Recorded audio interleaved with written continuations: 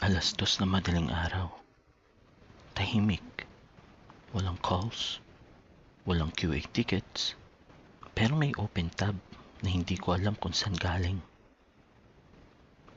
Evaluation form. Pero hindi ko naman shift kagabi.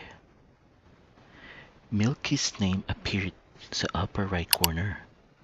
Siyempre curious ako. Baka nakalagdian kong i-review. I played the call recording.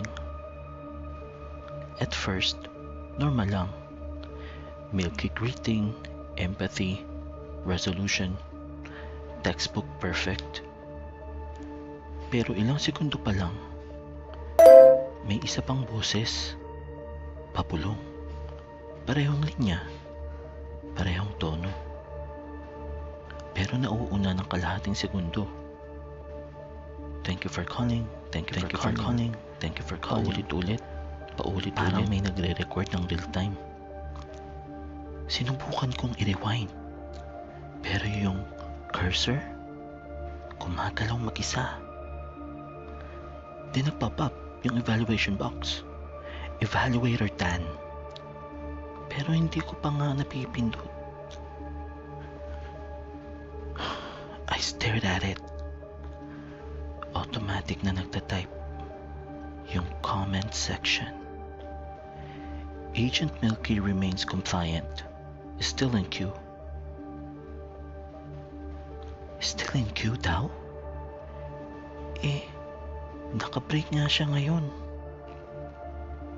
You're still in queue, Dan. Di ko alam kung guni-guni. Pero nararamdaman kong may tumingin mula sa reflection ng monitor. May anino sa likod. Pero pagharap ko, wala na. Just my station. Just me. Pero yung dashboard nag-refresh mag-isa. New metric appeared.